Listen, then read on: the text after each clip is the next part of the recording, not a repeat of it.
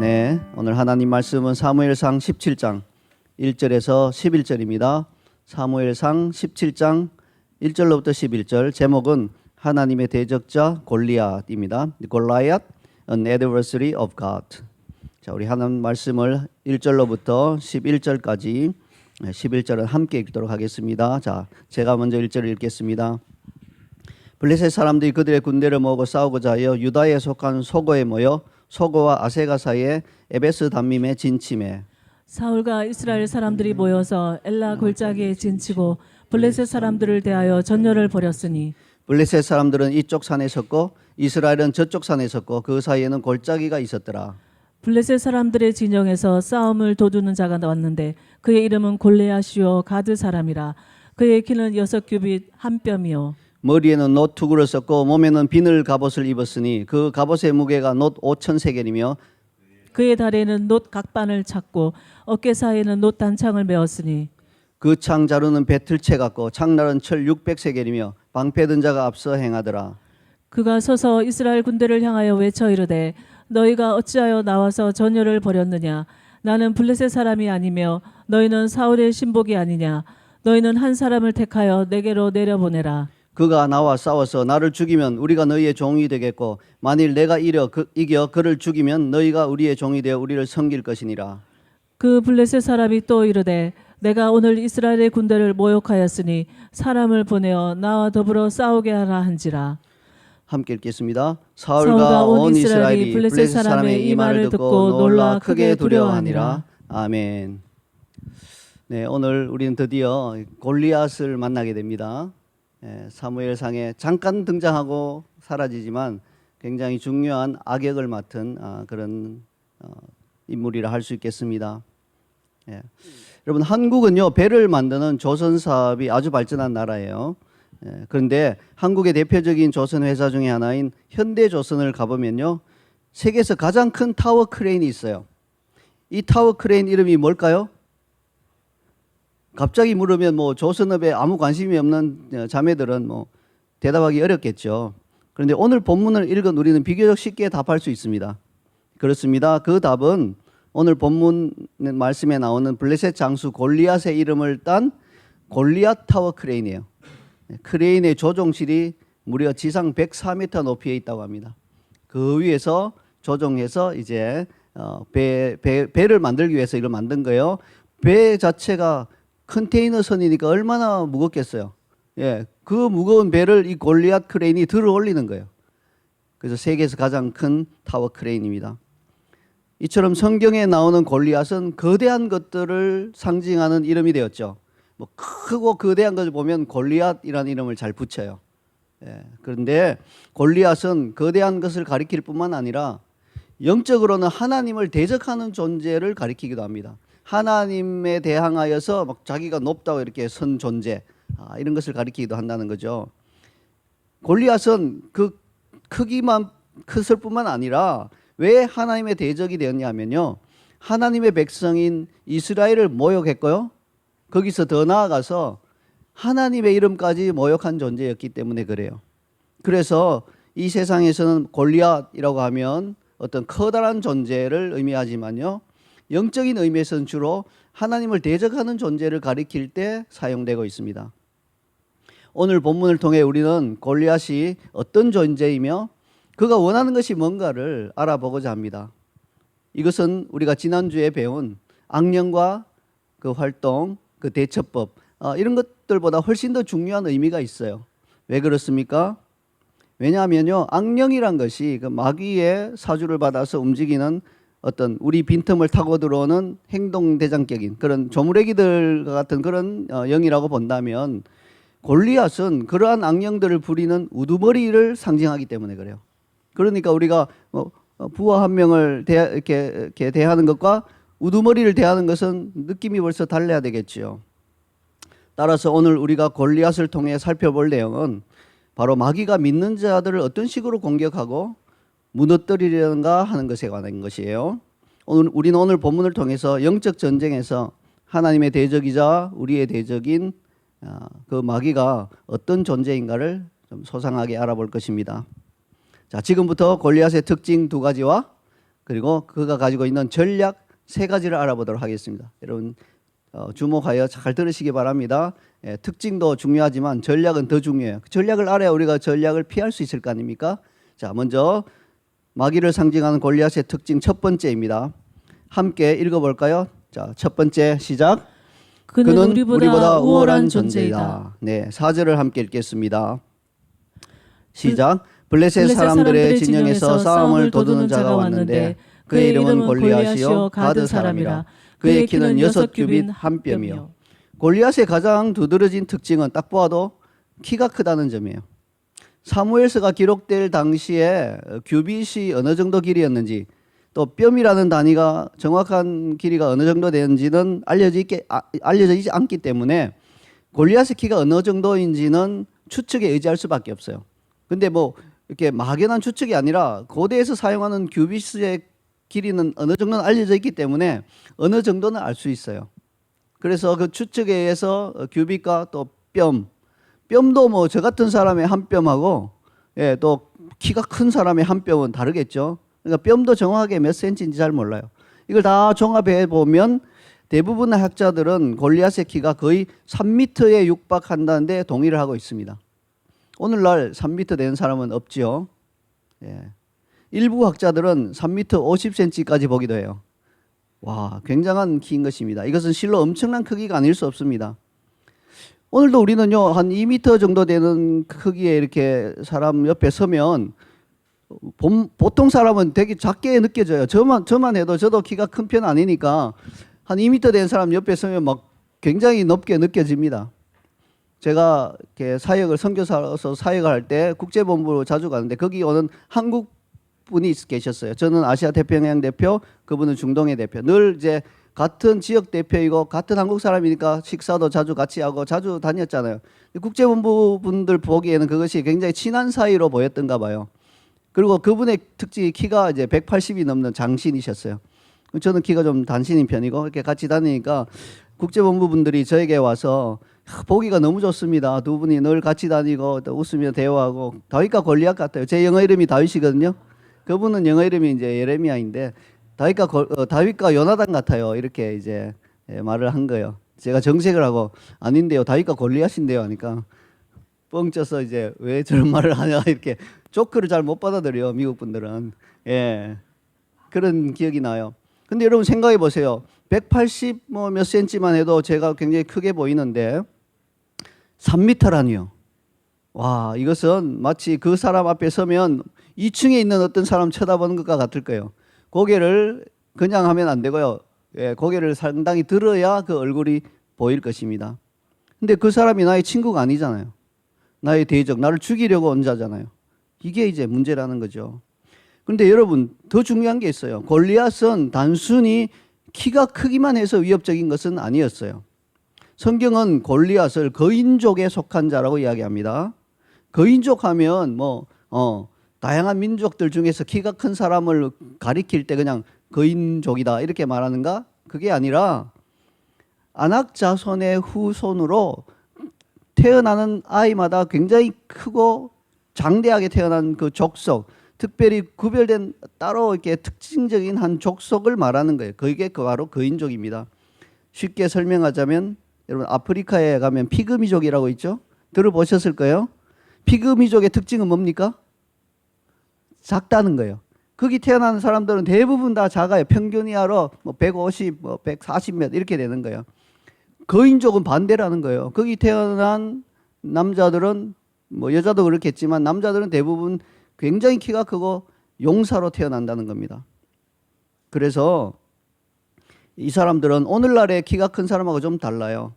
오늘날 거인들 중에는 뇌하수체라고 하는 좀 어려운 용어인데요. 뇌하수체의 비정상적인 기능으로 인해서 키가 커버리고 거인이 된 사람도 종종 있어요. 그런 사람들은 키만 크지 활동이 뛰어나거나 신체 능력이 뛰어나거나 하지는 않은 거예요. 예. 그런데 거인족은 다릅니다. 그들은 싸움에 특화된 용사의 종족입니다. 그러니 11절에서 설명하는 것처럼 사울과 온 이스라엘이 골리앗의 위협적인 모습을 보고 또 도전하는 말을 듣고 놀라서 크게 두려워하였던 거예요. 예. 보면 벌써 굉장히 위압감을 느끼게 되어 있습니다. 골리앗이 하나님의 대적인 마귀를 상징한다고 하면 그의 키가 크다는 것은 또 위협적이라는 것은 마귀가 우리보다 영적으로 우월한 존재라고 하는 것을 의미합니다. 그렇습니다. 마귀는 우리가 아직 직접적으로 경험해 보지 못한 영적 세계에 속한 존재입니다. 그리고 그 세계에서 분명한 힘과 능력을 가진 존재예요. 하나님께서 허락하지 않으셔서 그렇지 만약에 하나님께서 보호하시는 것이 쫙 거두어 가진다면 마귀에게 너가 원하는 대로 뭐 마음대로 활동해, 이 세상에 있는 모든 사람들에 대해서 너가 원하는 대로 활동해 하고 허락해 주신다면 우리는 마귀에게 1초도 안 돼서 지고 말 거예요. 처절하게 굴복하고 말 것입니다. 그러니 하나님의 보호하심 및 함께 하심이 없이 마귀와 맞선다는 것은 매우 어리석은 일입니다. 절대로 우리 자신의 힘으로 마귀를 이길 수 없습니다. 사울과 이스라엘 군사들처럼 그 앞에서 벌벌 떨 수밖에 없어요. 여러분 뭐 귀신만 있어도 귀신만 봐도 뭐 굉장히 무섭잖아요. 막 오금이 서리고 그냥 기절하잖아요. 사람이 그런 거예요. 근데 마귀가 나타났다. 와, 그것은요 보통 신앙과 믿음이 아니면 그냥 기절하고 말 거예요. 절대로 이길 수 없다는 것입니다. 이제 골리앗의 특징 두 번째를 보겠습니다. 그것은 자 우리 함께 읽어볼까요? 시작.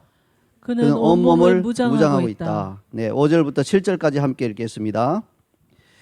머리에는 놋 투구를 썼고 몸에는 비늘 갑옷을 입었으니 그 갑옷의 무게가 놋 5천 세겔이며 그의 다리에는 놋 각반을 쳤고 어깨 사이에는 놋 단창을 메었으니 그 창 자루는 배틀채 같고 창날은 철 600세겔이며 방패든 자가 앞서 행하더라. 골리앗의 갑옷 무게가 놋 5천 세겔이라고 하죠. 자, 이것도 역시 마찬가지예요. 세겔의 무게가 고대 세겔의 무게가 정확하게 얼마인지 잘 모르기 때문에 추측할 수밖에 없지만 그래도 어느 정도는 근사하게 추측할 수 있어요. 5천 세겔은 대략 제 몸무게와 같은 무게입니다. 제 몸무게는 비밀이니까 골리앗 갑옷 무게도 비밀이에요. 어쨌든 갑옷 무게만 해도 성인 남자 한 사람의 무게가 나간다니 놀랍지요. 뭐 이렇게 우리 도영이처럼 그런 성인 아니고 저같이 조금 작은 성인 한 사람의 무게에 나가는 거예요. 이걸 이제 그 놋으로 된 갑옷만으로도 그 무게가 나간다는 거예요. 여러분 그러니까 놋이 얼마나 이게 두껍게 단단하게 이렇게 온 몸을 덮고 있는지를 알 수 있겠죠. 내리치는 칼이나 날아오는 화살은 뭐 전혀 손상을 줄 수 없을 정도로 단단합니다. 게다가 머리에는 놋 투구를 썼고 다리에는 놋 각반을 쳤습니다. 완전 무장했습니다. 이런 골리앗이 배틀채 같은 창을 들고 다가오면 그 당시 사람들은 마치 탱크가 밀고 내려오는 것처럼 느껴졌을 거예요. 배틀채가 뭔지 우리 잘 모르잖아요. 지금 배틀을 안 쓰니까 뭔가 굉장한 창이다 이렇게 생각하시면 돼요. 그를 이길 수 있다는 생각이 도무지 들지 않았을 것입니다. 자, 그렇다면 영적인 의미에서 골리앗이 온몸을 단단히 무장하고 있다는 것은 무슨 뜻일까요? 그것은 그가 빈틈이 없고 절대로 방심하지 않는다는 뜻입니다. 사자는 토끼 한 마리를 잡을 때도 최선을 다한다는 격언이 있어요. 우리 생각으로 뭐 사자 같은 맹수는 아니 뭐 토끼 정도야 뭐 쉽게 생각하고 대충 사냥할 것 같네요. 툭툭 치면 그냥 다 쉽게 사냥할 것 같으니까 대충 어슬렁거리면서 할 것 같은데 그렇지 않다고 합니다. 왜 그래요? 토끼는 빠르잖아요. 그러니까 조금만 방심하면 그 한 끼 식사감이 되는 토끼가 빠른 발로 도망쳐 버리니까 처음부터 최선을 다해서 막 으랑 하고 해서 혼을 싹 빼놓고 못 도망가도록 발을 이렇게 얼게 해놓고는 이제 잡는다는 거죠. 최선을 다한다고 합니다. 토끼 입장에서는 왜 그렇게까지 해야 하나요 하는 생각이 들 수만 해요. 그렇죠? 네, 사자는 먹이를 놓치지 않기 위해서 그렇게 한다는 것입니다. 이와 마찬가지로 마귀도 사람의 영혼을 사냥할 때 대충 하지 않습니다. 골리앗처럼 온 몸을 무장하고 나오는 것입니다. 하나님께서는 우리가 상상할 수조차 없는 큰 사랑으로 우리를 사랑하시는데 마귀는요 그 반대예요. 우리가 상상조차 할 수 없는 미움으로 사람을 미워하고 또 그 영혼을 멸망시키고 싶어 하기 때문에 마귀는 한 사람이라도 놓치고 싶지 않은 거예요. 그래서 대충 공격하거나 대충 상대하지 않습니다. 이 사실을 잘 알고 있던 사도 베드로는 우리에게 이렇게 경고하고 있습니다. 베드로전서 5장 8절을 함께 읽겠습니다. 시작. 근실아 깨어라 너희 대적 마귀가 우는 사자같이 두루다니며 삼킬 자를 찾나니. 네, 그냥 깨어라 한마디도 하지 않고 근신하라 깨어라 이렇게 두 번 강조하고 있습니다. 너희 대적 마귀가 우는 사자같이, 예, 완전 무장하고 준비가 된 사자같이 두루 다니며 삼킬 자를 찾고 있다는, 그러니까 주의하라는 것입니다. 예수님의 수제자였던 베드로 역시 마귀의 공격에 넘어가서 예수님을 3번 모른다고 부인한 적이 있죠. 자, 이런 분의 경고를 우리가 절대로 가볍게 흘려들어야 하지 않아야 되겠습니다. 그러므로 마귀는 우리에게 올 때 완전히 무장하고 절대 빈틈을 보이지 않고 온다는 것을 기억하시기 바랍니다. 이제 골리앗의 특징 2가지는 여기까지 하고요. 주제를 바꿔서 골리앗의 전략 3가지를 보겠습니다. 전략이 더 중요하다고 말씀드렸죠. 골리앗의 전략 첫 번째 함께 읽겠습니다. 그는 우리를 위협한다. 네, 전략 첫 번째 전략은 위협입니다. 위협. 협박하는 거죠. 막 으르는 거, 사자가 응앙 하고 해서 꼼짝 못하게 만드는 것처럼 협박을 하는 거예요. 위협을 하는 것입니다. 10절을 함께 읽겠습니다. 시작. 그 블레셋 사람이 또 이르되 내가 오늘 이스라엘 군대를 모욕하였으니 사람을 보내어 나와 더불어 싸우게 하라 한지라. 예, 싸우자 이렇게 위협하는 것입니다. 마귀는 자신과 싸우자 합니다. 엄청난 위협이 되지요. 여러분 학교에서 혹시 같은 반에 있는 그 친구가 될 수 없죠. 같은 반에 있는 아이 중에 학교에서 싸움을 제일 잘해요. 그 학교에서 짱이야. 그리고 불량해. 예, 뭐 툭하면 딴 친구도 때려. 이런 친구가 나를 굉장히 미워하고 너 나와 이렇게 나오면 마음이 어떨까요? 예? 영화에 보면 뭐 이제 태권도장에 가서 막 몸 단련해서 통쾌하게 이기고 그런 거 없습니다. 현실에는 그렇지 않아요. 그 친구를 육체적 힘으로 이길 수 없어요. 그러니까 굉장히 마음이 불안해지고 힘들어질 거예요. 예, 저 친구 너 나와 하면요, 막 간이 덜컥 내려앉고, 이거 어떡하나 이런 생각이 들죠. 학교 가기가 싫어질 거예요. 저도 한번 그런 적이 있었어요. 예, 한 6개월을 당한 것 같아요. 그 한 친구가 저보다 훨씬 덩치도 크고 힘이 센데 재석이 정도 덩치 되는 것 같아요. 미안해요. 예, 덩치 크고 저 재석이는 얼굴이 좀 화평하고 좋은데 그 친구 얼굴도 무서워요. 만날 때마다 막 노려보고 막 괴롭히더라고요. 너무 괴로워서 6개월간 학교를 가기가 싫었어요. 예, 언제 한번 용기를 내서 그 친구에게 가서 이렇게 선물 하나 주면서, 일종의 뇌물이죠. 우리 좀 잘 지내보자. 왜 그래? 나 좋은 사람이야. 했더니 다행히 그 친구가 마음을 풀었어요. 그다음부터는 이 친구가 잘 도와주고 또 같이 또 친하게 지냈던 기억이 납니다. 근데 미워하고 이렇게 힘센 사람이 나를 괴롭히면 굉장히 어렵습니다.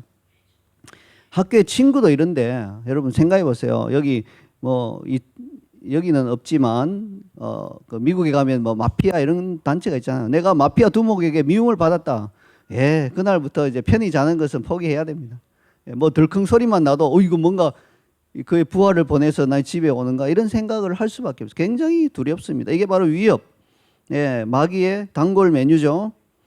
마귀는 뭘 가지고 우리를 위협합니까? 두려움, 걱정, 근심, 염려, 모든 방법을 동원해서 우리를 위협합니다. 우리 사라지사님이 얼마 전에 자동차 사고가 났을 때 걱정과 염려가 찾아왔겠죠. 안 올 수가 없잖아요. 뭐 내 차가 지금 뭐 쾅 맞아서 지금 폐차될 위기에 처해 있고 차가 없고 앞으로 어떻게 될지 모르는데 뭐 근심 걱정 없이 야 얘들아 오늘 맛있게 밥 잘 먹고 잘 자자 이렇게 할 수는 없잖아요. 어떤 상황이 발생하면 우리에게 근심과 염려가 오는 겁니다. 자, 마귀가 주는 염려와 근심이 또 있다는 거예요. 거기에 이제 얹어서 마귀는 항상 숟가락을 얹는 거예요. 뭔가 일이 생기면 우리가 이거 이렇게 할 때 거기에 이제 빈틈을 타고 들어와서 숟가락을 얹어서 더 걱정과 염려 이런 걸 증폭시키는 겁니다. 마귀는 따지고 보면 이제 음악 마이크가 이렇게 제 소리가 크지 않은데 굉장히 크게 울리는 게 바로 증폭기가 있는 앰플리파이어가 있어서 그렇게 되는 것처럼 우리가 조금 가지고 있는 어떤 그런 염려와 이런 생각들을 마귀는 딱 가지고 와서 증폭시켜서 우리에게 다시 집어넣어 주는 거예요. 그러니까 막 염려가 갑자기 태산처럼 느껴지고 밤에 잠이 안 오고 이렇게 되는 거예요. 혹시 어떤 염려와 근심이 없다면 어떻게 될까요? 증폭기는 소용없어요. 여러분 1,000만 원짜리 증폭기, 세계에서 제일 좋은 증폭기가 있어도 애초에 아무 소리가 나지 않으면 아무 소용이 없는 거예요. 근데 뭔가 소리가 나니까 이걸 증폭시키는 거예요. 염려와 근심이 없을 수는 없지만 빨리 떨쳐야 돼요. 그걸 계속 품고 있으면 마귀가 잘 됐네 하고 가져서 증폭해서 집어넣으면서 염려와 근심 걱정으로 우리를 공격하기 시작하고 위협하기 시작해요. 그게 위협이에요. 실제 공격은 아니죠. 뭐 실체가 있는 게 아니잖아요. 누가 뭐 찾아와서 뭐 이렇게 차압하고 이런 게 아니잖아요. 그냥 내 생각이에요. 위협입니다. 마귀의 공격 무기가 바로 위협이에요. 자동차 사고 났을 때 우리 내 친구도 거기 있었죠. 꽝 하니까 막 하고 이렇게 막 나왔다고 들었어요. 제가 그 자리에서 없어서 뭐 어떤 형태로 나왔는지 모르겠는데 웃으며 나오진 않았죠. 네, 막 굉장히 힘들어하면서 나왔을 거예요. 데이비, 샤론, 아론 그리고 다니엘 모두 함께 차에 타고 있었습니다. 우리 어린 친구들에게 묻습니다. 여러분 사고 후에 집에 와서 그 이후에 염려하고 근심하면서 지냈나요? 괜찮으니까 솔직히 말해보세요. 예, 염려하고 막 어떻게 하지 이랬나요? 조금 그랬을지 몰라요. 그런데 많이 염려하거나 근심하지 않았을 것 같아요. 워낙 쾌활하고 명랑하니까 그래요. 엄마가 알아서 다 처리해 줄 거라고 믿었죠? 네, 엄마를 믿는 믿음이 있었다는 겁니다. 이처럼 우리도 염려와 근심되는 일이 일어나지 않을 수는 없어요. 어떻게 일어나더라도 하나님 아버지께서 나에게 가장 좋은 방식으로 처리해 주실 것을 믿고 염려와 근심을 떨쳐버려야 합니다. 그것이 마귀의 위협에서 벗어나는 방법입니다. 그랬더니 하나님 아버지께서 정말로 가장 좋은 방법으로 처리해 주셨잖아요. 그죠? 마귀는 무엇을 가지고 우리를 위협합니까? 우리 삶에 있는 모든 문제들로 우리를 위협합니다. 제일 크게는 건강의 문제죠. 건강염려증이 있는 분이 있어요. 내가 어디가 아프면 조금 아프면 이거 암 아닌가 뭐 이렇게 생각하는데 대부분 아닙니다. 걱정 안 해도 되는데 자꾸 그런 생각이 드는 거예요. 재정의 문제 또 큰 문제거리죠. 자꾸 재정을 가지고 어떻게 하나. 여러분 어떻게 그런 걱정 염려하면서 지금 그 나이까지 그렇게 잘 살아왔어요. 그 말은 앞으로도 잘 살 가능성이 현저히 높은 거예요. 하나님을 믿고 나가면 돼요. 근데 이건 마귀가 조금 통장에 돈이 없으면 약간 염려되잖아요. 그걸 증폭시킨단 말이에요. 그래서 더 염려 걱정하게 만드는 거예요. 거기 빠져들면 안 되는 거예요. 그 위협에 빠져들면 안 되는 것입니다. 직장 구하는 문제 마찬가지죠. 최근에 직장을 구한 몇몇 우리 지체들이 있죠. 너무 감사해요. 직장 구하기 전에 엄청 염려하고 근심했나요? 아니길 믿습니다. 염려하고 근심할수록 잘 안 주시는 경향이 있어요. 믿고 맡겨드리고 편안히 있을 때 하나님이 나에게 좋은 직장을 주실 줄로 믿습니다. 뭐 친구나 이성을 사귀는 문제, 학교 공부와 시험 이것도 굉장히 또 염려거리가 되죠. 모든 문제를 갖고 여러분 우리에게 와서 그걸 망쳐버릴 거라고 위협해요. 직장 못 구할 거야. 너 평생 가난하게 살 거야. 차 폐차되고 너 걸어다녀야 돼. 이런 식으로 그럴 일은 없는데 그걸 가지고 위협을 하는 거예요. 그러면 또 그걸 순진하게 받아들이고 그래 나는 평생 이렇게 살는가 봐. 나는 직장도 없는가 봐. 나는 자녀가 생기지 않는가 봐. 시험관 해도 안 돼. 이런 염려들, 근심들 하나님께 다 해결책이 있는데도 하나님을 믿지 못하게 하는 것. 이게 바로 골리앗의 위협, 마귀의 위협인 것입니다. 그러면 이제 우리가 이걸 딱 받아들이고 아멘으로 동의해버리면요. 사울과 온 이스라엘 백성처럼 그냥 할 수 있는 게 없어요. 벌벌 떠는 것밖에 없어요. 구멍에 숨어서 빨리 안 사라지나 이렇게. 사라지지 않죠. 계속 그게 있습니다. 궁극적으로는요. 뭘 위협하나요? 이런 것들은 다 잔잔한 것이고요. 작은 것이고 궁극적으로 우리의 목숨을 가지고 위협을 해요. 너 죽일 거야 이거요. 너 죽일 거야. 거기에 우리는 너무나 두려워한다는 것입니다. 죽는 걸 참 두려워하죠 우리가. 암이 왜 두렵나요?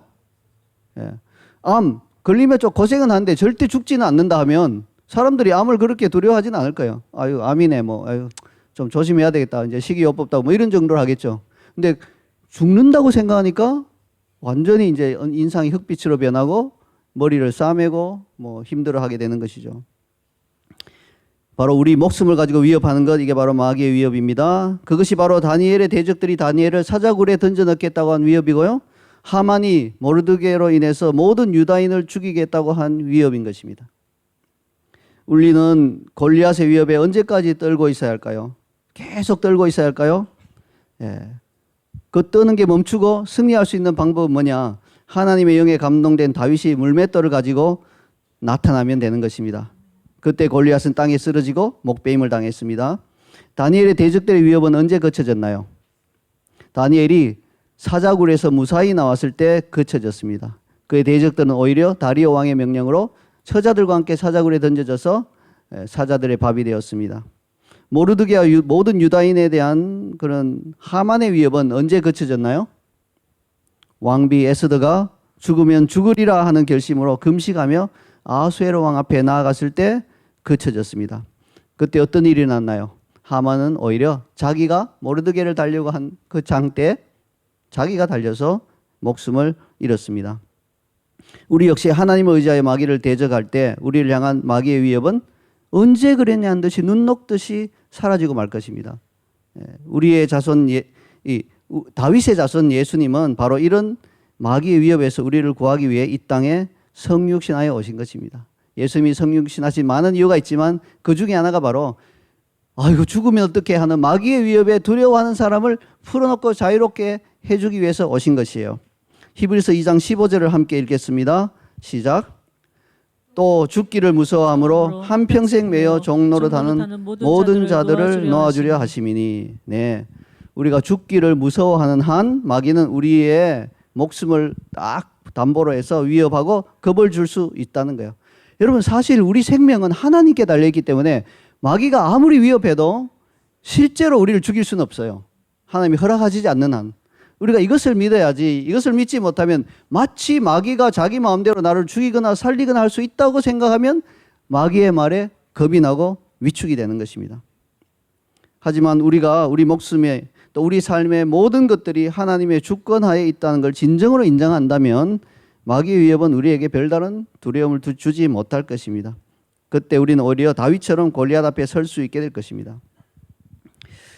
이렇게 말씀하면 이렇게 질문하겠죠. 목사님은 그런 상황을 안 당해보셔서 그렇지 당해보시면 목사님도 별 수 없을걸요. 말할 수 있어요. 저도 자신할 수 없어요. 저도 모든 상황을 당해보진 않았으니까. 근데 한 가지 상황을 좀 나누고 싶어요. 과거에 제가 선교 여행을 하던 시절에 저는 두세 번 동티모르를 방문한 적이 있습니다. 동티모르는 호주 북쪽에 호주와 가장 가까운 나라 중 하나죠. 바다만 건너가면 바로 동티모르예요. 그래서 동티모르를 가려면 호주 북쪽 끝에 있는 도시 다윈까지 국내선을 타고 가서 거기서 바다를 건너 불과 40분만 비행하면 동티모르 수도 딜리에 도착할 수 있습니다. 그래서 시드니에서 동티모르 수도까지 딜리까지 여행은요 총 5시간 정도 걸리는 비행인데요. 국내선은 4시간 반, 국제선 30여 분. 굉장히 특이한 그런 구조죠. 대부분 해외여행은 국내선 짧게 국제선 길게인데 반대예요.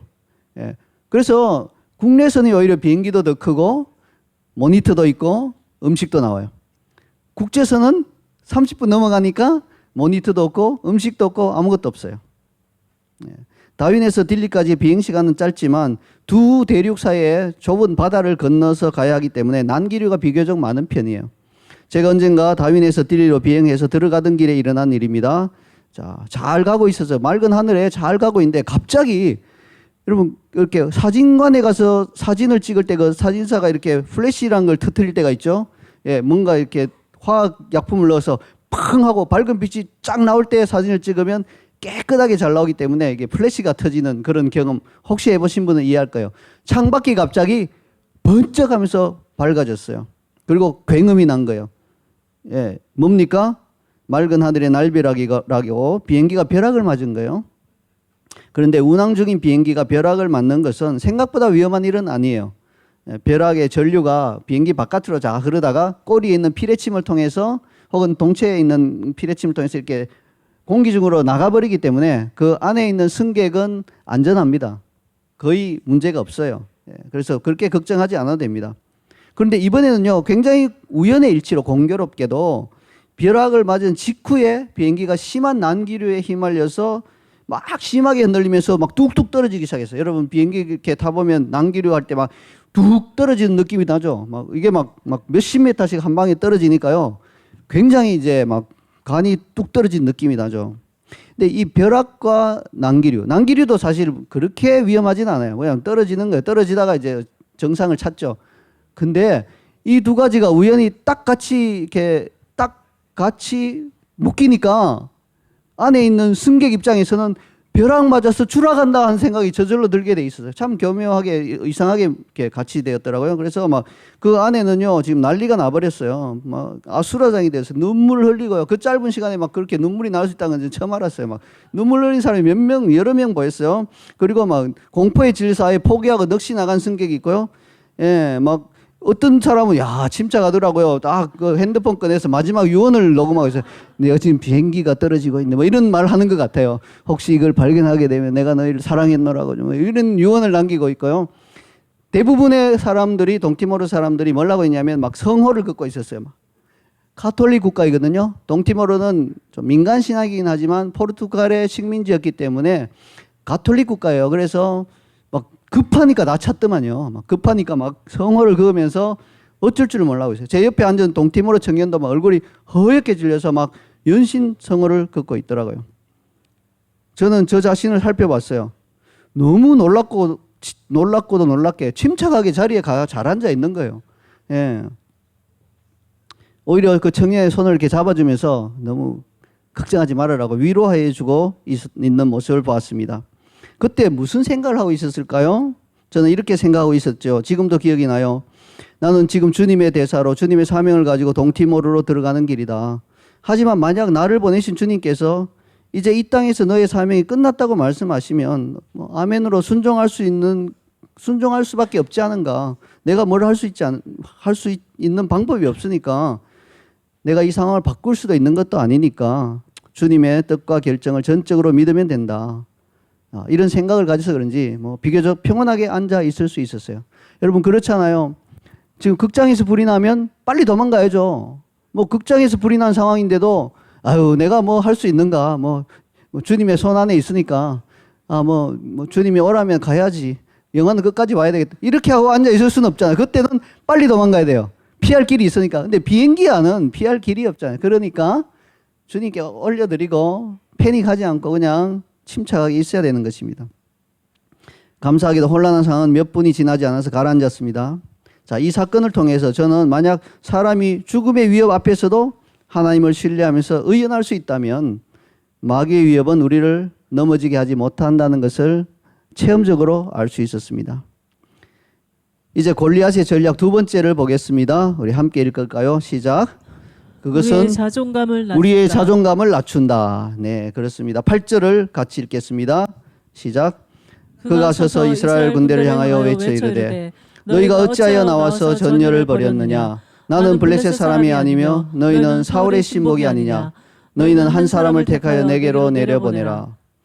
골리앗은 이스라엘 군대를 향하여 너희가 어찌하여 나와 전열을 벌였느냐 그렇게 외쳤습니다. 좀 쉽게 풀어해보면 이런 말입니다. 너희 같은 주제, 너희 같은 오합지졸이 감히 우리 블레셋을 이길 수 있다고 생각하고 전쟁하러 나왔단 말이냐? 가소롭구나 이런 말이죠. 상대방을 아주 업신이 여기는 말입니다. 골리앗은 곧이어서 이렇게 말했습니다. 너희는 사울의 신복이 아니냐.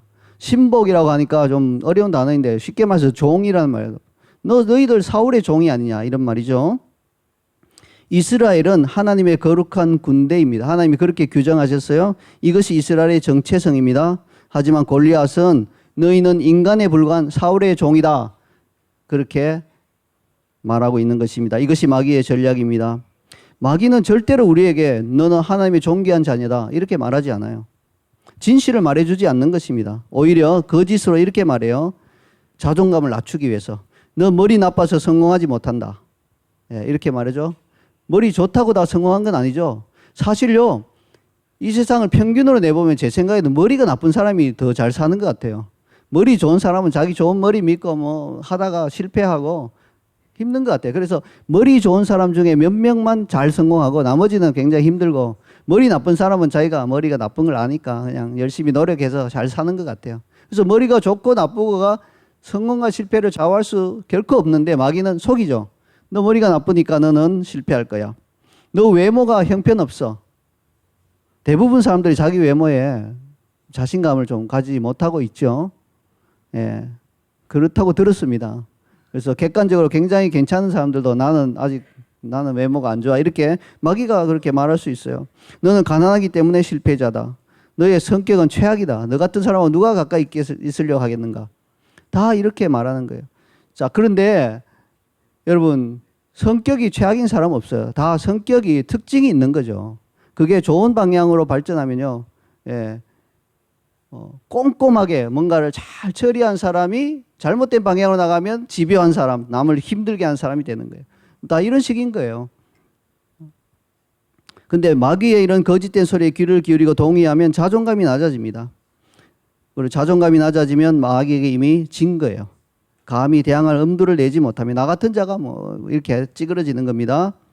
그러나 하나님의 자녀는 언제 어떤 상황에서도 당당해야 하고요. 자존감을 낮추는 마귀의 거짓된 음성에 귀를 기울여서는 안 됩니다. 제 기억에 남아있는 한 자매가 있어요.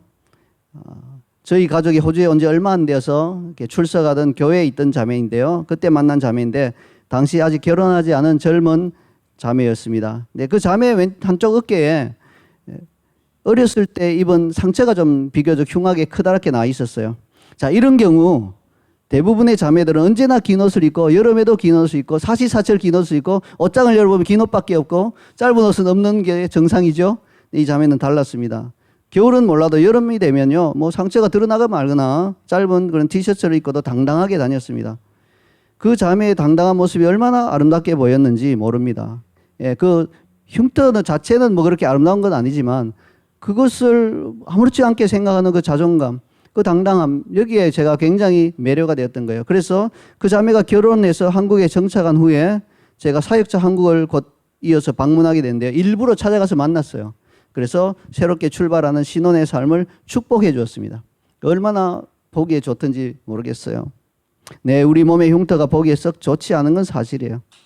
우리에게 돈이 없고 직장이 없고 공부를 못하고 외모가 잘 생기지 않았으면 기가 죽을 수도 있어요. 그러나 그것이 마귀의 도구가 되서는 안 돼요. 마귀에게 그것을 증폭시키도록 내어주어서는 안 된다는 것입니다. 그 모든 부족함에도 불구하고 하나님의 존귀한 자녀라는 그 원래적인 정체성을 가지고 당당하게 살아가는 사람은 마귀가 절대로 건드릴 수 없습니다. 그러니 자존감을 건드리고 그걸 낮춰서 우리를 구석에서 떨게 만들려고 하는, 세상에 나서지 못하고 하나님 나라 일을 하지 못하게 만들려고 하는 마귀의 음성은 빨리 물리쳐야 합니다. 이제 마지막으로 골리앗의 전략 세 번째를 보겠습니다. 함께 읽겠습니다. 시작. 우리를 죄의 종으로 만들고자 한다. 네, 9절을 함께 읽겠습니다.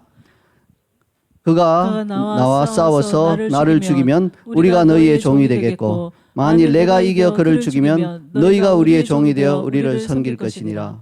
네, 마귀가 궁극적으로 노리는 것은 뭡니까? 이렇게 위협하고 자존감을 낮춰서 뭘 하기를 원해요? 우리를 자신의 종, 죄의 종으로 만드는 것입니다. 마귀의 위협과 자존감을 낮추는 전략에 넘어가서 죄의 종이 되어버린 사람은 정말 비참한 삶을 살 수밖에 없어요. 그 인생이 비참해집니다. 마귀가 시키는 대로 하면서 사는 거예요. 여러분, 종이란 게 뭡니까? 주인이 시키는 대로 하는 게 종이에요. 주인이 시키는데 그건 아닌 것 같고요, 이렇게 하는 게 좋은 것 같습니다 하면 그건 종이 아니죠. 그건 대등한 존재예요. 그 주인이 시키면 종은 무조건 해야 돼요. 마귀의 종이 되고 죄의 종이 되면 시키는 대로 나쁜 짓, 하나님이 기뻐하지 않는 짓을 그냥 하는 인생이 되는 것입니다. 얼마나 비참해집니까? 그러면 우리는 골리앗, 즉 마귀와의 싸움에서 절대로 지면 안 됩니다. 특히 반복되는 죄를 통해서 마귀에게 져서 죄의 종이 되는 것은 절대 피해야 합니다. 베드로 사도는 이렇게 말했습니다. 베드로후서 2장 19절 하반절을 함께 읽겠습니다. 시작. 누구든지 진자는 이긴 자의 종이 됨이라. 아멘. 예, 누구든지입니다. 예, 마귀에게 져놓고 마귀의 종이 되지 않을 사람은 이 세상에 없어요. 지면 종이 되어야 한다는 것을 꼭 기억하시기 바랍니다. 진자는 이긴 자가 원하는 대로 모든 것을 들어줘야 합니다. 마귀가 이기면 마귀가 시키는 대로 종이 되어 살아가야 한다는 것을 꼭 기억하시고 하나님의 거룩한 백성으로 살기 위해서는 마귀의 종이 되는 것은 결코 피해야 하는 것입니다. 이제 말씀의 결론을 맺겠습니다. 싫든지 좋든지 하나님의 자녀이자 백성으로 살아가는 우리 앞에는요, 늘 블레셋과의 영적인 전쟁이 끊이지 않을 것이고요, 가끔씩 골리앗이 등장하여서 우리를 위협하고 자존감을 팍팍 낮추고요, 마침내 우리를 죄의 종으로 삼고자 할 것입니다. 이때 우리는 사울과 온 이스라엘 백성처럼 벌벌 떨면서 이거 우리가 어떻게 나아가지 하고 그 자리에서 꼼짝도 하지 못하고 있을 수도 있어요. 안타깝게도 수많은 하나님의 자녀들이 이것이 영적 전쟁인 것을 모르고 있어요. 예, 나를 근심케 하는 것들 있잖아요. 외모가 좀 문제가 되고 돈이 없고 직장에서 승진이 안 되고 이런 것들, 세상에서 일어나는 여러 가지 이런 일들이 그냥 내가 근심해야 마땅할 근심거리로 생각하지, 이게 사실은 영적 전쟁이라는 것을 잘 모르는 거예요. 내가 여기서 승리할 때 나는 마귀의 종이 되지 않고 오히려 마귀가 나의 종이 될 수 있다는 그 영적 전쟁의 현장이라는 것을 모르고 자꾸 마귀에게 그걸 증폭시킬 수 있는 기회를 주는 것이 문제인 것입니다. 우리는 어떻게 해야 할까요? 우리가 싸우려고 하면 안 돼요. 벌벌 떨 수밖에 없어요. 다윗이 나타나야 돼요. 다윗이, 우리 안에 있는 다윗이 여호와의 분노로 골리앗 앞에 서도록 하면 됩니다. 골리앗의 모든 위협과 자존감을 낮추는 말에 동의하지 않고 믿음으로 그의 앞에 나서는 다윗, 이 다윗이 우리 안에서 나타나면 됩니다. 우리 안에 있는 다윗, 바로 예수 그리스도죠.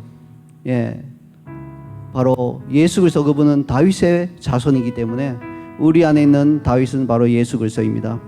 우리 안에 있는 그 다윗, 예수 그리스도께서 일어나셔서 여호와께서 일어나셔서 우리의 대적을 상대해 주게 하실 수 있는 그 방법은 우리가 다음 주일에 알아보도록 하겠습니다. 이때쯤 되면 탄성을 터뜨려야죠. 이야, 정말 중요한데 왜 여기서 끊으시나요? 예, 컷이 정말 예술이십니다. 그렇게 탄성을 안 하시네요. 네. 네, 다음 주에 우리가 좀 더 상세하게 알아보도록 하겠습니다. 이제 다 함께 오늘 본문을 요약한 우리 화면을 보면서 우리 삶에서 우리를 위협하고 우리 자존감을 낮추고 우리를 종으로 만들고자 하는 그 골리앗에게 굴복하지 않고 하나님의 백성답게 승리할 것을 다짐하는 결단의 기도를 하겠습니다. 여러분, 단순히 보편적인 하나님 제가 골리앗에게 승리하게 해주세요, 이런 보편적인 기도를 하지 마시고, 이 기도도 좋은데 그런 기도 하지 마시고 이 시간에는 여러분 삶에서 구체적인 한 부분을 주님께 올려드리기 원합니다. 여러분 중에 유난히 재정에 대한 염려가 많은 분들은 그 부분에 대한 골리앗의 위협을 쳐내는 그런 기도를 올려주시기 바랍니다. 여러분 중에 열등감이 심한 분이 있다면 그 부분에 대해서 이 골리앗이 우리의 자존감을 낮추는 그 말과 유혹을 쳐내는 기도를 올려주시기 바랍니다. 여러분 중에 습관적인 죄로 인해서 그 영역에서 골리앗의 종으로 살아가는 분이 있다면 그 죄를 끊어내고 오히려 골리앗을 여러분 앞에 무릎 꿇리고 오히려 그를 여러분의 종으로 만들겠다는 결단의 기도를 올려드리기 바랍니다. 우리가 믿음으로 올려드릴 때 하나님께서 들으시고 우리 안에 있는 다윗을 깨워주실 것입니다. 우리 함께 기도하며 나가도록 하겠습니다.